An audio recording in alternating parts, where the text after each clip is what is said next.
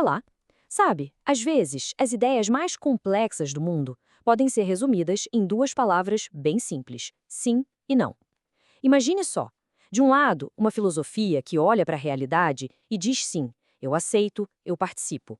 E do outro, uma que olha para essa mesma realidade e diz não, isso precisa ser recusado e refeito. Hoje, a gente vai mergulhar fundo nesse confronto fundamental de ideias. E o resumo da ópera é basicamente este. De um lado, o que o nosso material de hoje chama de filosofia do sim, representada aqui pelo pensador Louis Lavelle. A proposta dele é de participação, de consentimento com a realidade. Do outro, a filosofia do não, que a fonte associa a certas correntes do feminismo radical. Aqui a palavra de ordem é recusa, é uma insurreição contra a realidade em nome da autonomia total. Ok, e qual vai ser o nosso roteiro? Primeiro, a gente vai entender esse choque de filosofias de forma mais ampla. Depois, vamos ver como essa briga de ideias se aplica à questão da criação. Daí, a gente parte para uma pergunta fundamental. A nossa identidade é algo que a gente descobre ou que a gente constrói? Isso tudo vai nos levar a uma discussão sobre verdade e amor, e no fim, a gente vai conseguir entender o que seria essa tal de presença total de Lavelle. Então vamos lá, começando pelo começo. Seção 1. O choque de filosofias. É aqui que a gente vai arrumar o palco e entender as duas ideias centrais que estão batendo de frente.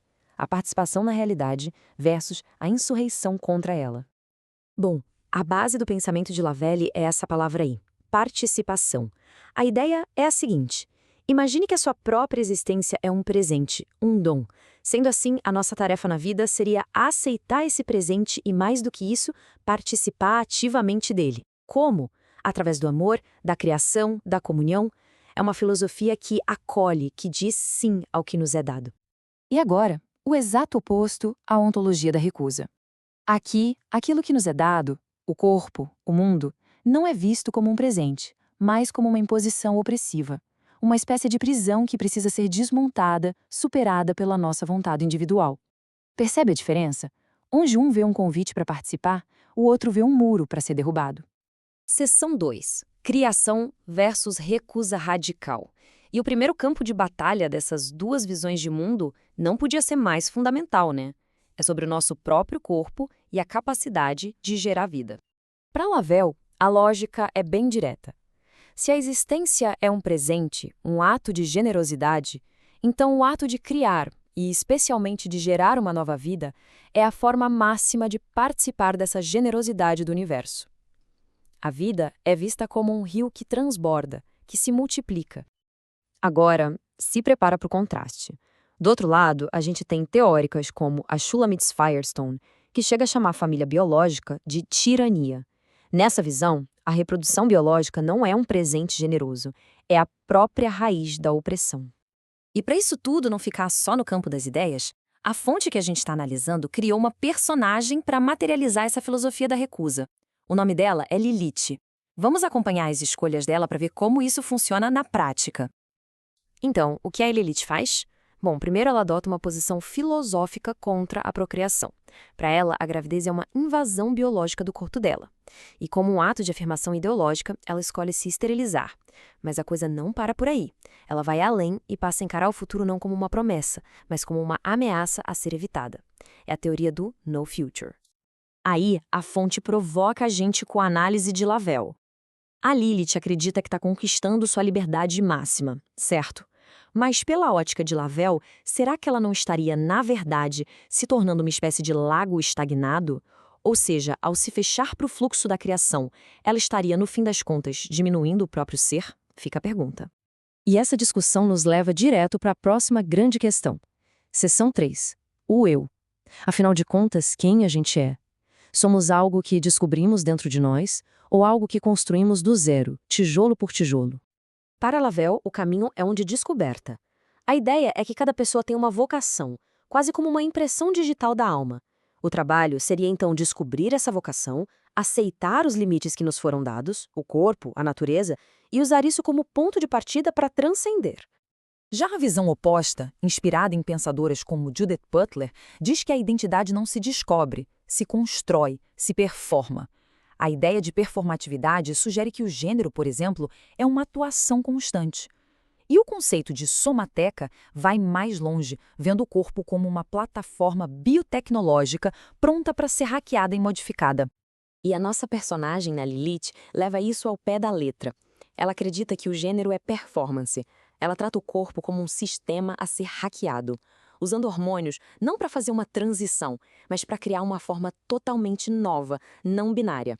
Ela rejeita qualquer identidade natural em favor de uma identidade fabricada tecnicamente por ela mesma.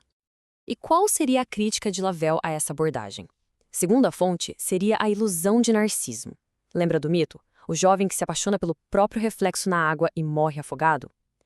A analogia aqui é que, ao tentar se reinventar do zero, a pessoa pode acabar se apaixonando pela própria criação, confundindo o poder técnico com ser, e acabar, presa em si mesma. Ok, se as visões sobre identidade são tão opostas, imagina só o impacto disso na forma como a gente se relaciona e até na ideia de verdade. Vamos para a seção 4, verdade, amor e divisão. Olha só que interessante, temos dois modelos de verdade aqui. Para Lavelle, a verdade é como uma luz universal, um sol que brilha para todo mundo igual. Já para a chamada epistemologia do ponto de vista, a verdade depende do seu lugar de fala. A tese é que grupos oprimidos teriam um acesso privilegiado à verdade. Ou seja, a verdade deixa de ser universal e passa a ser uma função da sua identidade e do seu lugar na estrutura de poder. E para ilustrar como isso se desdobra na prática, a fonte traz essa citação que é atribuída a T. Grace Atkinson. A ideia do lesbianismo político nesse contexto é apresentada como uma aplicação prática da teoria, uma escolha consciente de separação, de recusa em se relacionar com a classe vista como opressora. E a Lilith, nossa personagem, leva isso ao extremo. Ela não só adota a ideia, como corta laços com todos os homens da família dela e vai viver numa comunidade separatista. Para ela, homens não são mais indivíduos, e sim representantes de uma classe opressora da qual ela precisa se afastar completamente.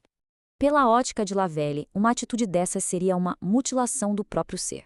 A lógica é que se isolar de metade da humanidade não te liberta, pelo contrário, te empobrece. Porque nessa visão, a gente só se torna uma pessoa completa na relação com o outro, com quem é diferente de nós. Ufa! Depois de ver todos esses contrastes, a gente chega na seção final. Afinal, o que é essa tal de presença total que o Lavelle propõe? A melhor forma de entender isso é justamente colocando tudo lado a lado e vendo o quadro geral. E esse quadro aqui resume tudo perfeitamente. Vamos passar por ele rapidinho. Na criação, temos a recusa da biologia versus a participação na vida. Na identidade, a autoconstrução radical contra a descoberta de uma vocação. Na verdade, a verdade que depende da identidade contra uma verdade universal. No amor, o separatismo contra a comunhão com todos. Na ação, a identidade que se baseia no sofrimento contra a identidade que se baseia na superação.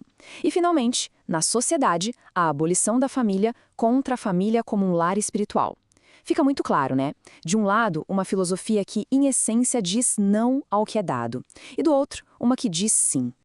E para fechar, fica essa pergunta que resume todo o dilema filosófico que foi apresentado. Onde é que está a verdadeira liberdade?